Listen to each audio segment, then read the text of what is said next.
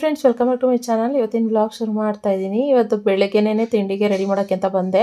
ಬೆಳಗ್ಗೆ ಅಂದರೆ ಸ್ವಲ್ಪ ಲೇಟಾಗೇ ಇದ್ವಿ, ಯಾಕೆಂದರೆ ಹಿಂದಿನ ದಿನ ನಾವು ಅದು ಮಾಲು ಅದು ಇದು ಅಂತೆಲ್ಲ ತಿರ್ಗಾಡ್ಕೊಂಡು ಬಂದಿದ್ವಲ್ಲ, ಸ್ವಲ್ಪ ಟಯರ್ಡ್ ಥರ ಆಗಿಬಿಟ್ಟಿತ್ತು.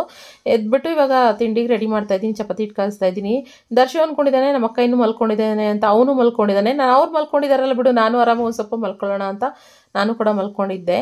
ಇವಾಗ ದರ್ಶು ಕೂಡ ಎದ್ದು ಬಂದ. ನೀನು ಎದ್ದಿಲ್ಲ ಅನ್ಕೊಂಡು ನಾನು ಎದ್ದಿಲ್ಲ, ಸುಮ್ಮನೆ ಅಂಕಲಿಗೆ ಬಿಡಿ ಹೋಗಲ್ಲ ಅನ್ಕೊಂಡು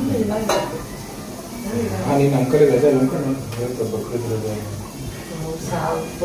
ಅಲ್ಲ, ಗೌರ್ಮೆಂಟ್ ರಜೆ ಅಲ್ಲ, ರಂಜಾನ್ ಒಂದಕ್ಕೆ ರಜೆ, ಬಕ್ರೀದು ಆಮೇಲೆ ನೀರು ಇರೋದು ಅವೆಲ್ಲ ಇಲ್ಲ. ನಾನು ಮರ್ತ್ಬಿಟ್ಟಿದ್ದೀನಿ ರಜಾ ಅಂತ. ರಕ್ಷಿತ್ ಹೊರಟೋಗೋನೆ ಕಾಲೇಜ್ಗೆ. ರಕ್ಷಿತ್ ಕಾಲೇಜ್ಗೆ ಹೋಗ್ಬಿಟ್ಟವ್ರೆ. ರಜೆ ಅಲ್ವನಿಗೆ? ನಾನು ಅನ್ಕೊಂಡ್ರೆ ಹೋಗ್ಬಿಟ್ಟವನೆ. ಹಿಂಗೆಲ್ಲ ಅನ್ಕೊಂಡಿದ್ದೀನಿ. ಆಮೇಲೆ ಯಾವ ನಿಮ್ಮ ಅಂಕರ್ ಹೇಳಿದ್ಮೇಲೆ ಆಮೇಲೆ ಅದಕ್ಕೆ ನಾವಿನ್ನ ರಜಾ ನಿನ್ ತರ ಆಫೀಸ್ ನಿಂದೇ ರಜಾ ಇಲ್ಲ ತಾನೆ? ಯಾವ್ದಕ್ಕೂ ರಜಾ ಇಲ್ವಾ? ಒಂದಕ್ಕೂ ರಜಾ ಇಲ್ವಾ? ಹೌದಾ? ಯಾವ್ದಕ್ಕೂ ರಜೆ ಅಂತ ಕೊರೋನಾದಲ್ಲೇ ಕೆಲಸ ಕೊಟ್ಟಿದ್ದು ಏಕೈಕ ಫ್ಯಾಕ್ಟ್ರಿ ನಮ್ದು. ಅಂದ್ರೆ ನಿಮಗ್ ಮಾತ್ರನೇ ಇಲ್ಲ? ಇವಾಗ ದೊಡ್ಡಪ್ಪ ಎಂಪ್ಲಾಯ್ಸ್ ಅವ್ರಿಗೆ ರಜೆ ಇರುತ್ತೆ, ಅವ್ರಿಗೆ ಗೌರ್ಮೆಂಟ್ ರಜೆ ಇರುತ್ತೆ. ಅಂದ್ರೆ ಈ ಬಕ್ರೀದ್ ಅವಕ್ಕೆಲ್ಲ ಇಲ್ಲ. ಇಂಡಿಪೆಂಡೆನ್ಸ್ ಡೇ, ಕಾರ್ಮಿಕ ದಿನಾಚರಣೆ ಇವಕ್ಕೆ ಮಾತ್ರ ಅಷ್ಟೇ. ಈ ಬಕ್ರೀದು ಯುಗಾದಿ ಮಾನವೇ ಯಾವಕ್ಕೂ ಇಲ್ಲ. ಓನ್ಲಿ ಗೌರ್ಮೆಂಟ್ ಇದಕ್ಕೆ ಮಾತ್ರ.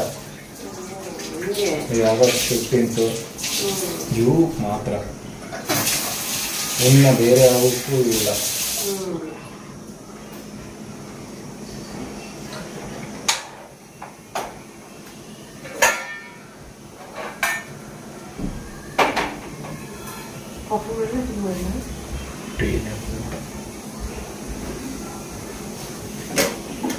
ಎಷ್ಟೊತ್ತಿಗೆ ಎದ್ದು ಬಂದ್ಬಿಟ್ರೆ ಮನೆ ಹೆಣ್ಮಕ್ಳು ಆಯ್ತಲ್ಲ. ಯಾರು ಎದ್ದಿಲ್ಲ ಮಲ್ಕೊಂಡೆ ಅಷ್ಟೇ. ಮಲ್ಕೊಂಡ್ಬಿಡ್ತೀರಾ 9 ಗಂಟೆ ತನಕ? ನೋಡಿ, ಕಾಲಿದ್ದ 6 ಗಂಟೆಗೆ ಎದ್ದು ತಿಂಡಿ ಅಡುಗೆ ಎಲ್ಲ ಮಾಡಿ ಊಟ ಕಟ್ತಿದ್ದಿಲ್ಲ ಕಣವ. ನಾನು ಎದ್ದೋಳೋದು ಲೇಟ್ ಇದೆ. ಅದಕ್ಕೆ ಎದ್ದೆ ಕಾಫಿ ಗೀಫಿ ಮಾಡೋಣ ಅನ್ನೋದು ಬಿಟ್ಟು ಮಲ್ಕೊಂಡ್ಬಿಟ್ಟಲ್ಲ 9 ಗಂಟೆ ತನಕ. ಬಂದ್ಬಿಡ್ತೀರ 9 ಗಂಟೆಗೆ ಎದ್ದು. ಎಷ್ಟು ಗಂಟೆಗೆ ಎದ್ದು? ನಾವು 5, 6, 6:30 ಎದ್ದೆ ನಾನು. ನಾನು ಎದ್ದಿದ್ದೆ. ನಾನು ಎದ್ಬಿಟ್ಟು ಕೇಳಿದೆ ಅಕ್ಕ ಅವ್ರು ಎಷ್ಟೊತ್ತಿಗೆ ಎದ್ದೋಳ್ತಾರೆ ಅಂತ. ಅವ್ರು 10 ಗಂಟೆ, ನಾನು 10:30 ಆಗುತ್ತೆ ಅಂತ. ಅದಕ್ಕೆ ಸುಮ್ಮನೆ ಮಕ್ಕಂಡೆ. ಎದ್ದು ಬರ್ಬೇಕಿತ್ತು. ಎದ್ದು ಒಬ್ಳೆ ಬಂದು ಕುತ್ಕೊಂಡು ಏನ್ ಮಾಡೋಳು? ನಂಗೆ ಟೈರ್ಡ್ ಆಗಿತ್ತು. ಖುಷಿ ಬೇರೆ ಮಲಗ್ತಿಲ್ಲ. 12:30 ಆದ್ರೂ ಮಲಗ್ತಿಲ್ಲ.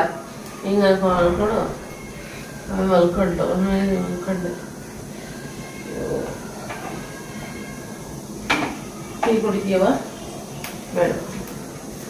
ಒಳ್ಳೆ ಹುಡುಗಿ, ಒಳ್ಳೆ ಕೆಲಸ ನಿಮ್ಮಂತೂ. ಅಂತ ನೀನು ತಲೆನೋವೇ ಇಲ್ಲ. ಇಷ್ಟು ರಾಜವರ್ಷ ಓಡಾಡ್ತೀನಿ ನಾನು. ಬಾ ಬಾ ನಮ್ಮ ಆಂಟಿ ಮನೇಲಿ ಅಲ್ಲಿ ಏನಾರು ಸಿಕ್ಬಿಟ್ರೆ ಏನಾರು ಆ ಪರ್ಕೆ ಸರಿ ಹೊಡೆದು ಬಿಸಾಕ್ಬಿಡೋದು. ಜೀರ್ಲೆ ಕಂಡ್ರೆ ಭಯ ಬೀಳೋದು. ಜೀರ್ಲೆ ಹೊಡಿತಿರ್ಲಿಲ್ಲ ಅಲ್ಲಿಂದ ಓಡಿಸೋದು ಅಷ್ಟೇ, ಪರ್ಕೆ ಹೊಡೆಯೋದು. ನಾನು ಹಿಂಗೆ ಪಟ್ಟಿಲ್ಲ ಬಿಸಾಕ್ತೀನಿ. ನಮ್ಮ ಆಂಟಿ ಹಂಗಲ್ಲ. ಇವಳು ಅಲ್ಲೇ ಬಿಟ್ಟಿರ್ತಾಳೆ, ಓಡಿಸೋದೇ ಇಲ್ಲ. ನಮ್ಮ ಆಂಟಿ ಹಂಗಲ್ಲ. ಅದಕ್ಕೆ ಭಯ ಬೀಳ್ತಾ ಇರಲಿಲ್ಲ, ಇದಕ್ಕೆ ಭಯ ಬಿಡಿ ಅನ್ನೋದು. ಜಿರ್ಲೆ ಪ್ರಕಾರ ಓಡಿಸ್ಬಿಡ್ತೀನಿ ಹಂಗೆ.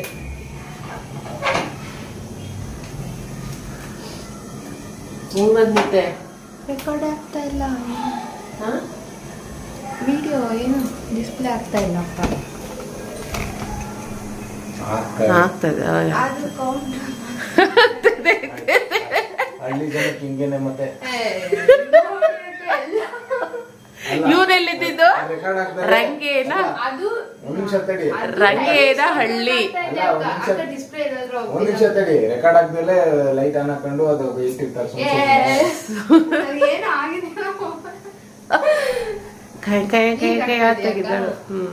ಅದು ಸ್ಕ್ರೀನ್ ಆಫ್ ಆಗಿರುತ್ತೆ. ಅದನ್ನೇ ಮತ್ತೆ ನಾನು ನೋಡೋದು ಇಲ್ಲ, ನನಗೂ ಡೌಟ್ ಬಂದ್ಬಿಡ್ತು ಇದೇನಪ್ಪ ಏನಾದ್ರು ಆಫ್ ಆಗಿದ್ಯಾ ಅಂತ ಹೇಳ್ಬಿಟ್ಟು ಸ್ಕ್ರೀನ್ ಆಫ್ ಆಗಿದೆ. ಹಿಂಗ್ ಟಚ್ ಮಾಡಿದ ತಕ್ಷಣನೇ ಬಂತು. ಅಯ್ಯೋ ಕತೆ, ಬೆಳಗ್ಗೆ ಗುದ್ದಾಟ. ಲೇ ಲೇ ಇದನ್ನ ಯಾರು ನೋಡ್ಲಿ ಅಂತ ಇಷ್ಟ ಸರಿ ಹೇಳ್ತೀಯಾ? ಅದೇ ಯಾರಿಗೋ ಹುಡುಗಿ ಮಧ್ಯ ಕ್ಲಾಶ್ ಆಗ್ಬಿಟ್ಟು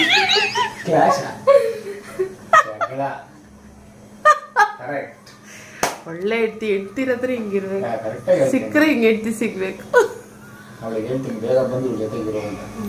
ಛೀ ಸಯ್ಯ, ಸುಮ್ ತಮಾಷೆ ಇದೆಲ್ಲ, ಸೀರಿಯಸ್ ಆಗಿ ತಗೋಬೇಡಿ. ಕ್ಲಾಶ್ ಹೋಗ್ಬಿಟ್ಟಿದೆ ಅಕ್ಕ. ನನಗೆ ಹೇಳ್ತಾರೆ ಎಂತ ಹುಡುಗನ ನಾವು ಆರ್ಟಿನ ಪೇಷಂಟ್ ತರ, ಇವಳು ಪೇಷಂಟ್ ತರ. ಹೌದಾ? ಅಯ್ಯೋ ಒಳ್ಳೆ ಹುಡುಗಿ. ಇನ್ನು ನಾವು ಮಾತಾಡ್ತಾ ಹಂಗೇನೆ ಹರಟೆ ಹೊಡ್ಕೊಂಡು ನಿಂತ್ಕೊಂಡ್ಬಿಟ್ಟಿದ್ವಿ. ನಗ್ಮನು ಕೂಡ ಬಂದ್ಬಿಟ್ಟು ನಮ್ಮ ಜೊತೆ ಮಾತಾಡ್ಕೊಂಡು ಹಂಗೇನೆ ನಿಂತ್ಕೊಂಡ್ಲು. ಕ್ಯಾರೆಟು ಬೀಟ್ರೋಟು ತುರ್ಕೊಟ್ಬಿಡ್ತೀನಿ ಕೊಡೋಕ್ಕಂತ ಅವಳು ಅದನ್ನು ತುರಿತಾ ಕೂತ್ಕೊಂಡ್ಲು. ನಾನು ಇನ್ನೊಂದು ಕೆಲಸ ಮಾಡ್ತಾಯಿದ್ದೆ. ಮಾಡ್ತಾ ಚಂದನಿಗೆ ಹಂಗೆ ಮಾತಾಡ್ತಾಯಿದ್ವಿ, ಅದು ಇದು ಅಂತೆಲ್ಲ ಕೇಳ್ಕೊಂಡು ನಿಂತ್ಕೊಂಡಿದ್ವಿ. ಒಂದಷ್ಟು ಕಾಮಿಡಿಗಳಿರ್ತಾವಲ್ಲ, ಏನಾದ್ರು ಹೇಳ್ಕೊಂಡು ಬಿಟ್ಕೊಂಡು ನಗ ಆಡ್ಕೊಂಡು ಸುಮ್ಮನೆ ನಿಂತ್ಕೊಂಡಿದ್ವಿ. ಅಂದರೆ ನಗ್ಮನ ಬಗ್ಗೆ ಒಂದಷ್ಟು ಕಾಮಿಡಿಗಳು ನಡೀತಾ ಇರ್ತಾವಲ್ವ. ಇನ್ನು ನಮ್ಮ ಮನೆಯಲ್ಲಿ ಏನಾದ್ರು ಒಂದಷ್ಟು ಏನಾದ್ರು ನಡೀತಾ ಇರುತ್ತೆ, ಆವಾಗ ಅದನ್ನು ಹೇಳ್ಕೊಂಡು ಮಾಡ್ಕೊಂಡು ನಗಾಡ್ತಾ ನಗಾಡ್ತಾ ಮಾತಾಡ್ತಾ ಇದ್ವಿ. ಅಂದರೆ ಗೊತ್ತಾಗಲಿ ಒಂದು ಸ್ವಲ್ಪ. ಚಂದನ ಜಾಸ್ತಿ ಮಾತಾಡೋದಿಲ್ಲ, ಅದಕ್ಕೋಸ್ಕರ. ಇನ್ನು ಸೋಮ್ ಬಂದುಬಿಟ್ಟು ಆಗಲೇ ನಿಖಿತಾ ಆಯಿತಾ ರೆಡಿನಾ ತಿಂಡಿ ಅಂತ ಆಗಲೇ ಬಂದೇ ಬಿಟ್ರು. ನನಗೆ ಅಯ್ಯೋಯ್ಯೋ ಏನಪ್ಪ ಮಾಡೋದು ಅಂತ ಚಂದನ ನಾನೇ ಕೊಡಿಕ ಚಪಾತಿ ಹೊತ್ಕೊಡ್ತೀನಿ ಅಂತ ಹೇಳಿದ್ಲು. ಸರಿ ಬೇಡ ಬಿಡಮ್ಮ ನಾವು ಮಾಡ್ಕೊತೀವಿ ಅಂತ ಹೇಳಿದೆ. ಇನ್ನು ಪಲ್ಯನೂ ಬೇರೆ ಒಗ್ಗರಣೆ ಮಾಡಿರಲಿಲ್ಲ. ಸರಿ ಆಯಿತು ಅಂದ್ಬಿಟ್ಟು ಲೆಟಸ್ ಕೊಡಲಿ ಬಿಡು, ಇನ್ನು ಯಾರು ನಗ್ಮ ಚಪಾತಿ ಬೇಯಿಸ್ಕೊತಾಳೆ, ನಾನು ಪಲ್ಯ ಒಗ್ಗರಣೆ ಮಾಡ್ಕೊಂಡ್ಬಿಡೋಣ ಅಂತ ಅಂದ್ಕೊಂಡು ಮಾಡ್ತಾಯಿದ್ದೀನಿ. ಆಲ್ಮೋಸ್ಟ್ ಏನು ಗೊತ್ತಾ, ಬೆಳಗ್ಗೆ ಟೈಮು ನಗ್ಮ ಬೆಳಗ್ಗೆ 9-9:30 ಬರೋದು. ಬರೋಷ್ಟರಲ್ಲಿ ಆಲ್ಮೋಸ್ಟು ಎಲ್ಲ ತಿಂಡಿಗಳು ಮಾಡಿ ಇಟ್ಬಿಟ್ಟಿರ್ತೀನಿ ನಾನು. ಕೆಲವೊಂದು ಟೈಮ್ ನಾನು ಎದೊಳೋ ಲೇಟ್ ಆದರೆ, ಸೋಮ್ ಬಂದುಬಿಟ್ಟು ಆಫೀಸ್ಗೆ ಹೋಗೋದು ಲೇಟ್ ಆದರೆ ಮಾತ್ರ ತಿಂಡಿನೂ ಕೂಡ ಒಂದು ಸ್ವಲ್ಪ ಲೇಟ್ ಆಗುತ್ತಲ್ಲ, ಅವಾಗ ಬಂದು ಒಂದು ಸ್ವಲ್ಪ ಹೆಲ್ಪ್ ಮಾಡಿಕೊಡೋದು. ಇಲ್ಲಾಂದರೆ ನಾನೇ ಮಾಡ್ಕೊತೀನಿ ತಿಂಡಿನ. ನಮ್ಮ ಚಂದನ ಚಪಾತಿ ಮಾಡ್ತಾಯಿದ್ದಾರೆ. ಚಪಾತಿ ಆಯಿತು, ಪುಳಿಯೋಗರೆ ಕಲಿಸ್ದೆ. ಸೋಮ್ಗೆ ಪುಳಿಯೋಗರೆ ಕೊಟ್ಟಿದ್ದೀನಿ. ಇವಾಗ ಈ ಕಡೆ ಚಪಾತಿ, ಈ ಕಡೆ ಬೀಟ್ರೋಟ್ ಪಲ್ಯ. ಈ ಕಡೆ ನಮ್ಮ ನಗ್ಮ ಮೇಡಮ್ ಬೇಯಿಸ್ತವ್ರೆ. ಬೀಟ್ರೋಟ್ ಪಲ್ಯ ರೆಡಿ ಆಗಿದೆ. ಫೋನ್ ರಿಂಗ್ಟೋನ್ ಎಲ್ರದ್ದು ಒಂದೇ ಥರ. 12:30 ಇತ್ತು. ತಿರೋಗುಳುವ ಲಂಚ್ ಬಾಕ್ಸಿಗೆ ಕಟ್ತೀನಿ, ಅದಕ್ಕೋಸ್ಕರ ರೆಡಿ ಆಯಿತು. ಸ್ವಲ್ಪ ಲೇಟ್ ಆಯಿತು. ಕ್ಯಾರೆಟು ಬೀಟ್ರೋಟ್ ಎರಡೂ ಮಿಕ್ಸ್ ಮಾಡಿಬಿಟ್ಟು ಹಾಕ್ತಾಯಿದ್ದೀನಿ. ಎಲ್ರು ಪ್ಲೀಸ್ ವಿಶ್ ನಾನು ಹೇಳ್ತೀನಿ. ನನ್ನ ಹತ್ರ ಕೇಳಿದ್ರು ಕಾಲೇಜ್ ಇಲ್ವಾ ಪಿ ಅಂತ. ಅದು ವಿಶ್ ಮಾಡಿಸ್ಕೊಳಕಂದ್ರೆ ಡೌಟ್ ಅಲ್ಲಿ ಕೇಳಿದ್ದು, ಕಾಲೇಜ್ ಇಲ್ವಾ ಪಿ ಅಂದ್ರು. ಯಾಕೆ ಅಂದ್ರೆ ಬಕ್ರಿದಲ್ವಾ, ವಿಶ್ ಮಾಡಲ್ವಾ ನನಗೆ ಅಂತ ಕೇಳ್ತಾರೆ. ಎಲ್ಲಾರು ಅವ್ರವ್ರ ವಿಶ್ ಮಾಡಿದ್ರೆ ಕೇಳಿ ವಿಶ್ ಆದ್ರೂ ಗೌಡಸ್ ಆದ್ರೂನು ಏನಾದ್ರೂ ಅದು ಒಳ್ಳೆ ಅದು ಹಂಗೇನೆ, ಅದು ಬ್ಲಡ್ ಬರ್ತ್ ಬ್ಲಡ್ ಅಂತಾರಲ್ಲ ಹಂಗೆ. ಪ್ಲೀಸ್ ನಮ್ಮ ವ್ಯೂವರ್ ಎಲ್ಲರೂ ನಮ್ಮ ನಗ್ಮಗೆ ಬಕ್ರೀದ್ ವಿಶ್ ಮಾಡಿ. ಬಕ್ರೀದ್ ಆಗಿ ಎಷ್ಟು ದಿನಕ್ಕೆ ವಿಡಿಯೋ ಬರುತ್ತೆ ನಂಗೆ ಗೊತ್ತಿಲ್ಲ, ಆದ್ರೂ ಒಂದು ತಿಂಗ್ಳಿದ ಇಲ್ಲ ಅಷ್ಟಿಲ್ಲ. ವಿಶ್ ಮಾಡ್ಬಿಡಿ. ಹ್ಯಾಪಿ ಬಕ್ರೀದ್ ನಗ್ಮ. ಖುಷಿ ಅವಳಿಗೆ. ಏನೋ ಬೆಳಗ್ಗೆ ಆದ್ರೂ ಒಂಥರ ಫೀಲಿಂಗ್ ಅವಳಿಗೆ. ಅದು ಏನೇ ಆಗ್ಲಿ ಆ ಮನ್ಸಲ್ಲಿ ಅದು ಹಂಗೆ ಇದೆ, ಗೊತ್ತಾಗುತ್ತೆ. ಅಯ್ಯೋ ಸೋಮವಾರ ಅದಕ್ಕೆ ಸುಮ್ನೆ ಅವಳೆ ಪೂಜೆ ಮಾಡ್ಬೇಕತ್ತೆ, ದುಪ್ಪು ದೀಪ ಹಚ್ಬೇಕತ್ತೆ. ನಿಂಬೆಹಣ್ಣು ದೀಪ ಹಚ್ತಾವಳಂತೆ ದೇವಸ್ಥಾನದಲ್ಲಿ. ಅಲ್ಲ ಮಾಮೂಲಿ ದೇವಸ್ಥಾನದಲ್ಲಿ ಹಚ್ತಾ ಇದ್ದಾಳಂತೆ, ಅದಕ್ಕೆ ಮಾಡಲ್ಲ ನಾನ್ ವೆಜ್ ಅಂತ. ನೋಡಿ ಎಲ್ರು ವಿಶ್ ಮಾಡ್ಬಿಡಿ. ಅದಕ್ಕೆ ಇವ್ರು ರಕ್ಷಿತ್ ಹತ್ರ ಹಾಕೋ ರಕ್ಷಿತ್ ನಂಗೆ ವಿಶ್ ಮಾಡಲ್ವೇನೋ ರಕ್ಷಿತ್ ಅಂತ ಕೇಳ್ತಿದ್ಲು. ಅದಕ್ಕೇನೇ ಮಾಡಿದೆ. ನೀವು ಪಾಪ ಎಲ್ರು ವಿಶ್ ಮಾಡ್ಬಿಡಿ, ಅವಳು ಸ್ವಲ್ಪ ಖುಷಿ ಆಗ್ಬಿಡ್ತಾಳೆ. ಇನ್ನೊಂದ್ಸರಿ ಹ್ಯಾಪಿ ಬಕ್ರೀದ್ ನಗ್ಮ ಮಾಡ್ತಾರೆ, ಎಲ್ರು ಮಾಡ್ತಾರೆ. ಇವಾಗ ಎಲ್ರದ್ದು ತಿಂಡಿ ಆಯಿತು, ಎಲ್ಲ ಕಾಫಿ ಕುಡಿದು ಇಲ್ಲಿಲ್ಲ ಹೆಂಗಂಗೆ ಕುತ್ಕೊಂಡಿದ್ದೀವಿ. ಇವಾಗ ದರ್ಶು ಇಲ್ಲಿಗೆ, ಇವಾಗ ಚಂದನ ಮನೆ ರಿಲೇಟಿವ್ ಮನೆಗೆ ಹೋಗಬೇಕು. ಅದಕ್ಕೆ ಇದೋ ರೆಡಿಯಾಗು ಅಂತ ಹೇಳ್ತಾವನೆ. ಇದಾಳ್ತಲ್ಲ ಪಾಪ ಅವಳು ಎಷ್ಟು ಬೇಗ ರೆಡಿ ಆಗ್ತಾಳೆ. ನ್ಯಾಚುರಲ್ ಬ್ಯೂಟಿ ಅವಳು. ಬಟ್ಟೆ ಹಾಕೊಂಡು ಒಂಚೂರು ಪೌಡರ್ ಹಾಕೊಂಡ್ರೆ ಮುಗ್ದೋಯ್ತು ಕತೆ ಅಷ್ಟೇ. ತಲೆ ಹಚ್ಕೊಂಡ್ರೆ 46 ಕಿಲೋಮೀಟರ್ ಹೋಗ್ಬೇಕು ಫ್ರೆಂಡ್ಸ್. ಬೊಮ್ಸಂದ್ರಾಗ ಹೋಗ್ಬೇಕಂತೆ ಇವಾಗ ಇಲ್ಲಿಂದ. ಬೊಮ್ಮನಹಳ್ಳಿ ಸಾರಿ ಬೊಮ್ಸಂದ್ರ ಅಂದ್ರೆ ನಮ್ಗೆ ಇಲ್ಲೇ ಇರೋದು. ಹೌದು, ಬಸ್ ಹತ್ತಲ್ಲ ಹಾಕೊಂಡು ಗಾಡಿ ಇಸ್ಕೊಂಡು ಹೋಗ್ತೀನಿ. ನನ್ ಗಾಡಿನಾ? ಅದೇ ಪ್ಲಾನ್ ಇವಾಗ, ಅದಕ್ಕೆ ಸುಮ್ಮನೆ ಕೂತಿದ್ದೀನಿ. ಬಸ್ ಗಿಸ್ ಅಂತೂ ಅಂದ್ರೆ ಇಲ್ಲಿಂದ 3 ಗಂಟೆ ಟೈಮ್ ಬೇಕು ನಾನು ಹೋಗೋಕೆ. ಬೊಮ್ಮನಹಳ್ಳಿ ತುಂಬಾ ದೂರ ಅಣ್ಣ. ಅದೇ 48 ಕಿಲೋಮೀಟರ್ ಇದೆ. ಅಪ್ ಅಂಡ್ ಡೌನ್ ಮಾಡಿದ್ದಾರೆ ಹೇಳ್ತೀರಾ? ಅಲ್ಲೇ ಇದ್ದಿದ್ದು. ಅಪ್ ಅಂಡ್ ಡೌನ್ ಮಾಡ್ತಾರೆ ನನ್ನ ಮಕ್ಕಳಿಗೆ. ನಾನು ಮಾಡ್ತೀನಿ ಇಸ್ಕೊಂಡೆ. ಡೈಲಿ ಬೊಟ್ಟಿ ಇಡೋದು ಗಂಡಂಗೆ ಹಿಂಗೇನಾ ಡೈಲಿ ಆಫೀಸಿಗೆ? ನಾನು ಮನೆಯಲ್ಲಾರು ಹೊರಗಡೆ ಇದ್ದಾವಲ್ಲ. ಹಾಂ ರಕ್ಷಿತ್ ಬಾಯ್ ಬಾಯ್ ಬಾಯ್ ಬ್ರೋ. ಹಿಂಗಿದ್ರೆ ಇಲ್ಲಿಗೆ ಬರ್ಬೇಕು. ಫೋನ್ ಹಾಕ್ರಿ ನನಗೆ ಹೋದ್ಮೇಲೆ. ಏನಾ ಓಯ್ ಫೋನ್ ಹಾಕು ನನಗೆ. ಆಮೇಲೆ ಎಲ್ಲರೂ ಬ್ಲೋಡ್ಸ್ ಅಲ್ಲೇ ಇದೆ ನೋಡ್ಕಿ. ಬ್ಲ್ಯಾಕ್ ಬ್ಲೋವರ್ಸು ಬ್ಲೋ ಇಲ್ಲ ಅಂತ ಇದ್ರು ಅಂಕಲ್ ಮೊನ್ನೆ. ಗಾಡಿ ತುಂಬಾ ಸ್ಪೀಡು. ಅವ್ರ ಗಾಡಿನೇ ಚೆನ್ನಾಗಿ ಕಾಪಾಡ್ದಂಗೆ ಕಾಪಾಡ್ತಾರೆ, ಬೇರೆಯವ್ರ ಗಾಡಿ ಚೆನ್ನಾಗಿ ಕಾಪಾಡಲ್ವಾ? ಎಲ್ಲಾ ಗಾಡಿನೂ ಒಂದೇ. ಗಾಡಿನ ಒಂದು ಒಳ್ಳೆ ಪವರ್ ಫೀಲ್ ಆಗುತ್ತೆ. ಆದ್ರೆ ಹುಡುಗಿ ಮಾತ್ರ ಬೇರೆ, ಗಾಡಿ ಮಾತ್ರ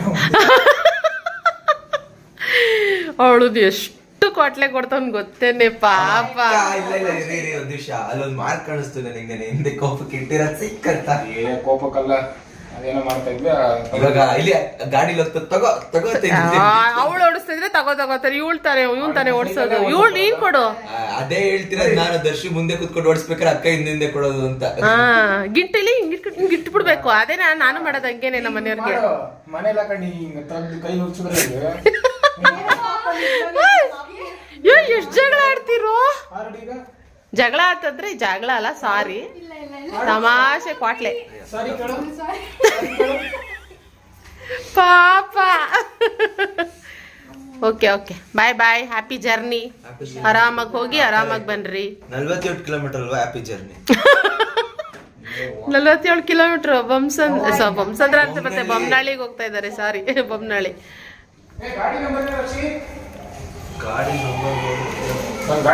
ನಡಿ ತೋರಿಸ್ತೀನಿ ನಡಿ. ಎಲ್ಲಿ ನಿಲ್ಸಿದೀವಿ ಅಂತಾನು ಗೊತ್ತಿಲ್ಲ ನಿಂಗೆ. ಇದನ್ನ ಹೋಗಿ ಬರ್ತೀನಿ.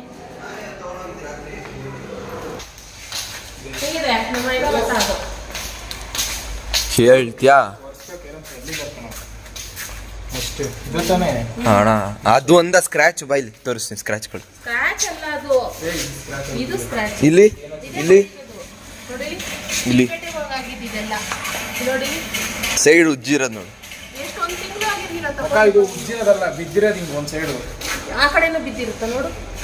ಈ ಕಡೆನೂ ಬಿದ್ದಿದ್ದಾರೆ ನೋಡು. ಇಲ್ಲಿ ನೋಡಿ, ಇಲ್ಲಿ ಮೂವಕ್ಕ ಅದು ಉಜ್ಜೋದಂಗಲ್ಲ, ಒಂದ್ ಸೈಡ್ ಬಿದ್ರೆ ಹಂಗಾಗ. ನನ್ ಗಾಡಿಗಳು ಬಿದ್ದ ಗೊತ್ತಾಗಲ್ವಾ ನನಗೆ, ಗಾಡಿ ಬಿದ್ದಿರೋದು ಉಜ್ಜಿರೋದು ಅಂತ. ನಾನ್ ಗಾಡಿ ಎಲ್ಲಿ ನನ್ ಮಕ್ಕ ನೋಡ್ತಿದ್ದೀರಾ? ಆ ಕಡೆದು ಉಜ್ಜೈತದು, ಆ ಕಡೆ ಬಿದ್ದಿ ಉಜ್ಜೋದಕ್ಕೂ ಬೀಳೋದಕ್ಕೂ. ಓ ವಾವ್, ಕರೆಕ್ಟ್. ಎಲ್ಲೇ ಹೋದ್ರು ನಾನೇ ಸಿಗಾಕೊಳ್ಳೋದು ಫ್ರೆಂಡ್ಸ್ ಅವ್ರ ಕೈಗೆ. ಕಾರ್ ಡೆಂಟ್ ಆಗಿತ್ತು, ನಾನೇ ಮಾಡಿದ್ದು.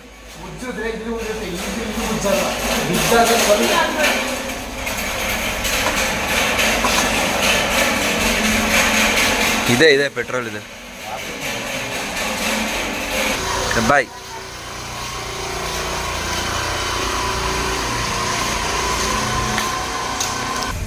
ಬ್ಲೋ ತುಂಬ ಕಮ್ಮಿ ಇದೆ. ಸೊ ಪಂಚರ್ ಆಗ್ಬಿಟ್ರೆ ಕಷ್ಟ. ಅದಕ್ಕೆ ಬ್ಲೋ ಓಡಿಸ್ಕೊಂಡು ಇಲ್ಲೆಲ್ಲರೂ ನಿಯರ್ ಪೆಟ್ರೋಲ್ ಬಂಕ್ ಹತ್ರ ಹೋಗಪ್ಪ ಅಂತ ಹೇಳ್ತಾ ಇದ್ವಿ. ದರ್ಶಿ ಫೋನ್ ಮಾಡ್ತಾನೆ, ಇನ್ನೂ ಇಲ್ಲೇ ಹೋಗಿಲ್ಲ. ಅಲ್ಲೇ ದರ್ಶಿ ಫೋನ್ ಮಾಡ್ತಾನೆ, ಇನ್ನೂ ಗೇಟ್ ಹತ್ರ ಹೋಗ್ತಾ ಇರ್ತಾರೆ ಅಷ್ಟೇನೆ. ಹಲೋ, ಏರ್ ಫುಲ್ ಪಂಚರ್ ಆಗಿರೋ ತರ ಕಾಣಿಸ್ತಿದೆ. ಬ್ಲೋ ಓಡಿಸ್ಕೊಂಡು ಹೋಗಿ.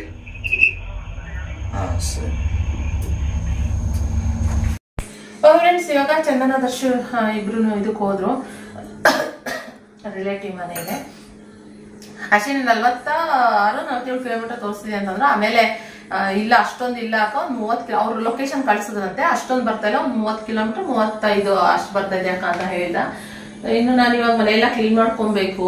ಇವತ್ತು ನಗ್ಮೆಲ್ಲ ಕ್ಲೀನ್ ಮಾಡ್ಕೊಂಡ್ ಬರ್ತಾ ಇದ್ದಾಳೆ. ಅವಳು ಬೇಗ ಹೋಗ್ಬೇಕಂತೆ. ಅದೊಂದು ಅವಳಿಗೆ ಫೀಲಿಂಗ್. ಅದು ಬಕ್ರೀದ್ ಆಗಿರೋದ್ರಿಂದ ಅವಳಿಗೆ ಏನೇ ಆಗ್ಲಿ ಅದೊಂದು ಫೀಲಿಂಗ್ ಅಲ್ವಾ. ಯಾವುದೇ ಜಾತಿ ಬೇರೆ ಆಗಿದ್ರು ಹುಟ್ಟು ಬೆಳೆದಿರೋದು ಅದೇ ಕ್ಯಾಸ್ಟ್ ಅಲ್ಲ. ಇಲ್ಲಿ ಕ್ಯಾಸ್ಟ್ ಬಗ್ಗೆ ಇದ್ ಮಾಡ್ತಾ ಇಲ್ಲ ನಾನು.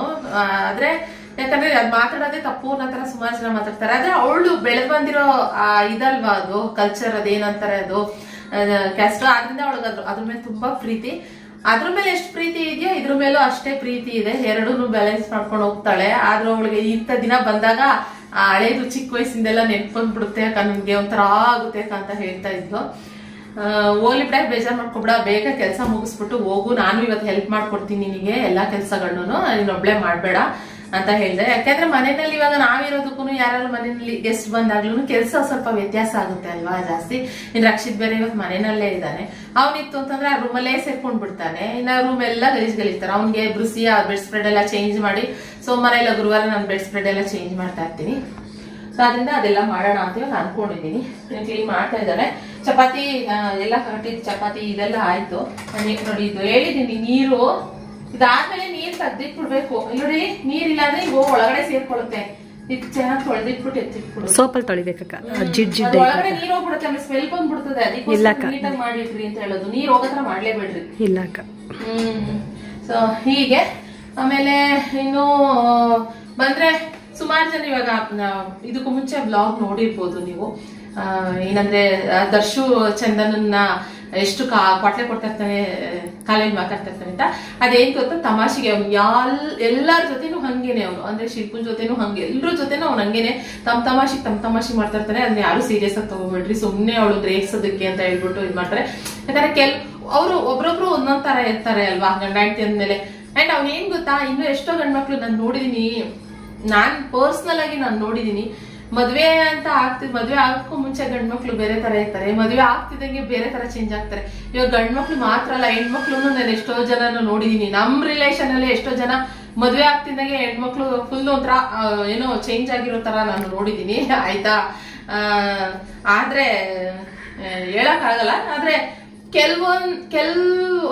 ನಾನು ದರ್ಶನ್ ಚೇಂಜ್ ಆಗಲ್ಲ ಅನ್ನೋದು ನನ್ಗೆ 100% ಗ್ಯಾರಂಟಿ ಇತ್ತು. ಹೇಗೆ ಅಂತಂದ್ರೆ ಅವನು ಫಸ್ಟ್ ಇಂದನು ಹೇಗಿದ್ನೋ, ಅಂಡ್ ಜೊತೆಗೆ ದರ್ಶು ಏನಂದ್ರೆ ನಾವೇನಾದ್ರು ಹೇಳ್ತು ಅಂತಂದ್ರೆ, ಬುದ್ಧಿವಾದಗಳು ಹೇಳ್ತು ಅಂತಂದ್ರೆ ಅವ್ನು ಅದನ್ನ ಮೀರಲ್ಲ. ಯಾಕೆಂದ್ರೆ ಅವ್ನಿಗೆ ಗೊತ್ತು ನಾವೆಲ್ಲ ಹೇಳ್ತಾ ಇರೋದು ಅವ್ನು ಒಳ್ಳೇದಕ್ಕೆ ಅಂತ, ಅವನಿಗೆ ಚೆನ್ನಾಗಿ ಗೊತ್ತು. ಅಂಡ್ ಇದು ಸರಿ ಕಣೋ ಮಗ ಮಾಡು ಅಂತಂದ್ರೆ ಅದನ್ನ ಮಾಡ್ತಾನೆ, ಮಾಡ್ಬೇಡ ಅದು ಸರಿ ಇಲ್ಲ ಅಂತಂದ್ರೆ ಅದನ್ನ ಅವ್ನು ಮಾಡೋದಿಲ್ಲ. ಸೊ ಆದ್ರಿಂದ ನಮಗೂ ಅವ್ನು ತುಂಬಾ ಇಷ್ಟ ಆಗ್ತಾನೆ. ಅಂಡ್ ಅವ್ನು ಇದುವರೆಗೂ 1% ಅಷ್ಟು ಅವ್ನು ಚೇಂಜ್ ಆಗೇ ಇಲ್ಲ. ನಾವಿವಾಗ ಹೇಳ್ತಿದ್ವಿ ಸ್ವಲ್ಪ ಚೇಂಜ್ ಆಗು, ಮದ್ವೆ ಆಗಿದ್ಯಾ ಕೊಡು, ಚೇಂಜ್ ಆಗು, ಹೆಂಗಿದೆ ನೋಡಿ ಪರಿಸ್ಥಿತಿ, ಚೇಂಜ್ ಆಗು, ಹೊಡಿದಿರ್ಬೇಡ ಅಂದ್ರೆ ಹೊಡಿಯಲ್ಲ, ಏನಂತಾರೆ ಬೆಂಟ್ ತರ್ಬೇಡ ಕಣು, ಚೇಂಜ್ ಆಗು, ಬೇರೆ ತರ ತಿಳ್ಕೊಂಡ್ ಬಿಡ್ತಾಳೆ ನೀನ್ ನಿಂತಿ ಅಂತೆಲ್ಲ ಹಿಂಗೆ ರೇಗಿಸ್ತಾ ಇರ್ತೀವಿ. ಎಂತದಿಲ್ಲ ಅಕ್ಕ, ನಾನು ಇರೋದೇ ಹಿಂಗೆ ಆಯ್ತಾ ಅಂತ ಹೇಳ್ತಾ ಇರ್ತಾನೆ. ಅಂಡ್ ಜೊತೆಗೆ ಯಾಕಂದ್ರೆ ನಾವು ಕರೆಕ್ಟ್ ಆಗಿದೀವಿ ಅಂತ ಅನ್ನೋದು ನಮ್ಗೆ ಕಾನ್ಫಿಡೆಂಟ್ ಗೊತ್ತಿದ್ರೆ ಬೇರೆಯವ್ರಿಗೋಸ್ಕರ ಯಾಕೆ ನಾವ್ ಎದುರ್ಕೋಬೇಕು ಅನ್ನೋತ್ರ. ನಾನು ಹೇಳ್ತಾ ಇರ್ತೀನಿ, ವಿಡಿಯೋ ಯಾರಾದ್ರೂ ಅವ್ರ ರಿಲೇಷನ್ ಅವ್ರ ಮನೆಯವ್ರು ಯಾರು ನೋಡ್ಬಿಟ್ರೆ ಏನೋ ಅನ್ಕೊಂಡವ್ರು ಅಂತಾರೆ, ಅಯ್ಯೋ ನಾನೇ ತಪ್ಪು ಮಾಡಿದೀನಿ, ನಾನ್ ಕರೆಕ್ಟ್ ಆಗಿದ್ದೀನಪ್ಪ, ನಾನು ಹೇಗೆ ಎದುರ್ಕೋಬೇಕು ಅಂತ ಹೇಳ್ತಾನೆ ಹೀಗೆ. ಸೊ ಅವ್ನ ಸ್ವಭಾವ ಒಂದಿಷ್ಟು ಚೇಂಜ್ ಆಗಿಲ್ಲ. ಅಂಡ್ ಇದಕ್ಕೂ ಮುಂಚೆ ಕ್ಲಿಪ್ಪಿಂಗ್ ನಾನು ಅದಕ್ಕೆ ಇದನ್ನ ಹೇಳಕ್ಕೆ ಅಂತಾನೆ, ಕ್ಲಾರಿಟಿ ಕೊಡಕ್ಕೆ ಅಂತಾನೆ ಇದ್ ಮಾಡ್ತಾ ಇದ್ದೀನಿ. ನೋಡುವ, ಸಂಜೆ ಬರ್ತೀವಿ ವಾಪಸ್ ಅಂತ ಹೇಳಿದಾರೆ. ಇವಾಗ ಒಬ್ರು ಮನೆಗೂ ಒಂದಿಬ್ರು ಮನೆ ಎಲ್ಲ ಮುಗಿಸ್ಕೊಂಡ್ ಬರ್ತೀನಿ ಅಂತ ಹೇಳಿದಾರೆ. ಯಾಕಂದ್ರೆ ನಮ್ಮ ರಿಲೇಷನ್ಸ್ ಎಷ್ಟು ಮುಖ್ಯ ನಾವು ಹೋಗೋದು, ಅಂದ್ರೆ ಇವಾಗ ನಮ್ಮ ಹೆಣ್ಮಕ್ಳು ಮನೆಗೆಲ್ಲ ಹೋಗಕ್ಕೆ ಅಂತ ಬಂದಿರೋದು ಇವರು. ಅದೇ ತರ ಚಂದನ ರಿಲೇಟಿವ್ಸ್ ಇದಾರೆ, ಅವ್ರ ಮನೆಗೆ ಹೋಗೋದು ಅಷ್ಟೇ ಇಂಪಾರ್ಟೆಂಟ್ ಅಲ್ವಾ. ಸೊ ಅದರಿಂದ ಹೋಗ್ಬಿಟ್ಟು ಬನ್ರಿ ಅಂತ ಹೇಳಿದೀನಿ. ಸೊ ಅಲ್ಲಿ ಮತ್ತೆ ಇನ್ನೊಂದ್ ಕಡೆ ಎಲ್ಲೋ ಅಂತೆ, ನಾಯಣ್ಣಹಳ್ಳಿನ ಎಲ್ಲೋ ಅಂತೆ, ಅಲ್ಲೆಲ್ಲ ಮುಗಿಸ್ಕೊಂಡ್ ಬರ್ತೀವಿ ಅಕ್ಕ, ಸಂಜೆಷ್ಟೊಂದು ಬರ್ತೀವಿ ಅಂತ ಹೇಳಿದ್ದಾರೆ. ನಾನು ಸರಿ ಅಪ್ಪ ಆಯ್ತು ಬರೋಗ್ರಿ ಅಂತ ಹೇಳ್ಬಿಟ್ಟು ಅದೇ ನನ್ ಗಾಡಿ ನೋಡ, ನನ್ ಗಾಡಿ ಪಂಚರ್ ಬೇರೆ ಆಗಿರೋ ತರ ಇದೆ, ಗಾಡಿ ಎಲ್ಲ ಫುಲ್ ಒಟ್ಟೋಗಿದೆ, ಬ್ಲೋ ಒಟ್ಟೋಗಿದೆ. ಹೇಳಿದೀನಿ ಅಲ್ಲಿ ನೋಡಿ ಚೆಕ್ ಮಾಡಿಸ್ಕೊಂಡು ಹೋಗ್ರಪ್ಪ ಅಂತ ಹೇಳಿದೀನಿ. ಗೊತ್ತಿಲ್ಲ, ನನ್ನ ಪ್ರಕಾರ ಪಂಚರ್ ಆಗಿದೆ ಅಂತ ಅನ್ಕೊಂತೀನಿ. ಡಬಲ್ ಬೇರೆ ಹೋಗಿದ್ರೆ ಅದೊಂದು ಟೆನ್ಷನ್. ಯಾಕೋ ಹೊಸ ಗಾಡಿ ತಗೊಂಡ್ಬಿಟ್ರೆ ಅದೊಂಥರ ಫೀಲಿಂಗ್ ಇದೆ ಗೊತ್ತಾ. ಯಾಕಂದ್ರೆ ನನ್ಗಿಂತ ಜಾಸ್ತಿ ಬೇರೆಯವರೇ ಗಾಡಿಗಳು ಓಡಿಸಿರೋ ಜಾಸ್ತಿ. ಬೇರೆಯವ್ರು ಅಂದ್ರೆ ಮೀನ್ಸ್ ನಮ್ಮನೆಯವ್ರೆ, ಸೋಮಣ್ಣ ರಕ್ಷಿತ್ ಅವರೇ ಓಡಿಸಿರೋ ಜಾಸ್ತಿ. ನನ್ ಗಾಡಿ ಓಡಿಸೇ ಇಲ್ಲ ಅದನ್ನ ಜಾಸ್ತಿ. ಅದಕ್ಕೆ ಅದೊಂದು ಆ ಫೀಲಿಂಗ್ ಇದೆ ಆ ಗಾಡಿ ಮೇಲೆ. ತುಂಬಾ ಇಷ್ಟಪಟ್ಟು ಬೇರೆ ತಗೊಂಡಿದ್ದು ಆ ಗಾಡಿನ, ಅದಕ್ಕೋಸ್ಕರ. ಸೊ ಹೀಗೆ ಇವಾಗ ಅದಕ್ಕೇನೆ ಇವಾಗ ಹಂಗೆ ನೋವಿದ್ರು ಸರಿ ಪಟಪಟ ಅಂತ ಹೇಳ್ಬಿಟ್ಟು ಎಲ್ಲ ಕೆಲಸಗಳನ್ನ ಮುಗಿಸ್ಕೊಂಡು ಪಟಪಟ ಅಂತ ಅವಳ ಜೊತೆಗೆ ಇವತ್ತು ಒಂಚೂರು ಹೆಲ್ಪ್ ಮಾಡ್ಕೊಟ್ಬಿಡೋಣ ಅಂತ ಅನ್ಕೊಂಡಿದೀನಿ. ಮಾಡ್ಕೊಡ್ತೀನಿ. ಪಾತ್ರೆಗಳೆಲ್ಲ ಆಲ್ಮೋಸ್ಟ್ ತೊಳೆದಾಗಿದೆ, ಪಾತ್ರೆಗಳೆಲ್ಲ ಹೋಗಲ್ಲ. ಯಾಕಂದ್ರೆ ನನಗೊಂದು ಸ್ವಲ್ಪ ಇದೆಲ್ಲ ನೀವು ನಿಖಿತಾ ಏನ್ ನಿಮ್ಗೆ ಹುಷಾರಿಲ್ಲ ಏನ್ ಪ್ರಾಬ್ಲಮ್ ಅಂತ ಕೇಳ್ತಾ ಇದ್ರಲ್ಲ. ನಾನು ಲಾಸ್ಟ್ ಟೈಮ್ ಡಾಕ್ಟರ್ ಹತ್ರ ಹೋಗಿದ್ದೆ, ಏನೋ ನಂಗೆ ಸ್ಕಿನ್ ಸ್ಪೆಷಲಿಸ್ಟ್ ಡರ್ಮಟಾಲಜಿಸ್ಟ್ ಹತ್ರ ಹೋಗಿದ್ದೆ ಗೊತ್ತಾ. ಅದೇನು ಅಂತಂದ್ರೆ ನನಗೆ ಫಂಗಸ್ ತರ ಆಗಿದೆ, ಅದು ರಕ್ಷಿತ್ಗೆ ಆಗಿತ್ತು, ರಕ್ಷಿತಿಂದ ನನಗೆ ಅದು ಇದಾಗಿದೆ. ಸೊ ಈ ಪಟ್ಟಿ ಹತ್ರ ಬಂದು ನಾವು ಡೈಲಿ ಏನು ಬೆವ್ರ್ತಾ ಇದ್ದೀವಿ. ಈ ಬೇಸಿಗೆ ರಜದಲ್ಲೆಲ್ಲ ಬೆವ್ರಲ್ವಾ ಜಾಸ್ತಿ, ಪಟ್ಟಿ ಜಾಗದಲ್ಲೆಲ್ಲ ಬೆವ್ರ ತರ ಆಗಿಬಿಟ್ಟು ಫಂಗಸ್ ತರ ಆಗಿತ್ತು.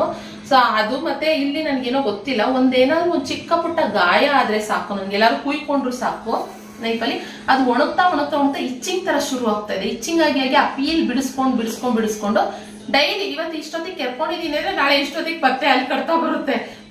ಕೆರ್ಕೊಂಡ್ಬೇಕಾದ್ರೆ ಏನೋ ಒಂಥರ ಮಜಾ ಇರುತ್ತಲ್ವಾ, ಫುಲ್ ಕೆರ್ಕೊಂಡ್ ಬಿಡೋದು, ಆಮೇಲೆ ಗಾಯ ತರ ಆಗ್ಬಿಡೋದು, ಹಿಂಗೆಲ್ಲ ಮಾಡ್ಕೊಂಡ್ ಗುಳ್ಳೆಗಟ್ಟು ನಗ್ತಾಳೆ. ಅದಕ್ಕೆ ಕ್ಯಾಮ್ರಾ ನಿಜವಲ್ಲ, ಕೆರ್ಕೊಳ್ಳೋದ್ರಲ್ಲಿ ಇರೋ ಮಜಾನೇ ಒಂಥರ ಬೇರೆ, ಏನೊಂಥರ ಈತ ಅನ್ಸುತ್ತೆ. ಅದಕ್ಕೆ ಈಗ ಏನಾದ್ರೂ ಸರಿ ಕೆರ್ಕೊಂಡು ಚೆನ್ನಾಗಿ ಕೆರ್ಕೊಂಡು ಇಲ್ಲೊಂದು ಗಾಯ ಆಗಿತ್ತು, ಅಧ್ವಾನ ಮಾಡ್ಕೊಂಡ್ಬಿಟ್ಟಿದೀನಿ ಬೆರಳ್ನೆ ಗೊತ್ತಾ. ಅವಳೆ ಸುಕ್ಕು ಫುಲ್ಲು ಹೆಂಗಾಗೋಗಿದೆ ಗೊತ್ತಾ, ಏನೋ ಒಂದ್ 60-70 ವರ್ಷದ ಮುದ್ಕಿರ್ ಕೈ ಆದಂಗ ಹೋಗಿದೆ ನೋಡಿ. ನಮ್ಮ ಮನೆಯವ್ರು ನಮ್ಮನೆ ಫೋನ್ ರಿಸೀವ್ ಮಾಡಿಲ್ಲ, ಅದಕ್ಕೆ CCTV ಮಾತಾಡ್ತಾರೆ. ಬಂದೆ, ಒಂದ್ ನಿಮಿಷ ಬಂದೆ ಮಾಡ್ತೀನಿ, ಒಂದ್ ನಿಮಿಷ ಬಂದೆ. ಸೊ ಹೀಗೆ ಹಿಂಗಾಗಿದೆ. ಅದಕ್ಕೋಸ್ಕರ ಸ್ವಲ್ಪ ನೀರಿಗೆಲ್ಲ ಅವಾಯ್ಡ್ ಮಾಡ್ತೀನಿ, ನೀರಲ್ಲಿ ಆಟ ಆಡೋದು, ಪಾತ್ರೆ ತೊಳಿದು ಅದೆಲ್ಲ ಮಾಡಕ್ ಹೋಗಲ್ಲ, ಜಾಸ್ತಿ ಆಗ್ಬಿಡುತ್ತೆ ಅಂತ ಹೇಳಿ ಅದೆಲ್ಲ ಮಾಡ್ಕೊಡ್ತೀನಿ. ಇನ್ನು ಡ್ರೈ ಕೆಲಸಗಳೇನಿದೆ ಅದೆಲ್ಲ ನಾನು ಮಾಡ್ಕೊಟ್ಟು ಹೆಲ್ಪ್ ಮಾಡ್ಕೊಡ್ತೀನಿ, ಓಕೆನಾ. ಸೊ ನನ್ನ ಮಗಳು ಇವಾಗ ಶುರು ಆಯ್ತು, ಅವ್ರಪ್ಪ ವಾಯ್ಸ್ ಕೇಳಿಸ್ತಲ್ಲ, ಶುರು ಆಯ್ತು ಅಪ್ಪ ಅಂತ. ಸೊ ವ್ಲಾಗ್ ಇಲ್ಲಿಗೆ ಎಂಡ್ ಮಾಡ್ತೀನಿ, ಮತ್ತೆ ವ್ಲಾಗ್ ನಾಳೆ ಹೊಸ vlog. Thank you for watching. ನನ್ನ ಮಗಳು ಶುರು ಆಯ್ತು, ಓಕೆನಾ, ಬಾಯ್.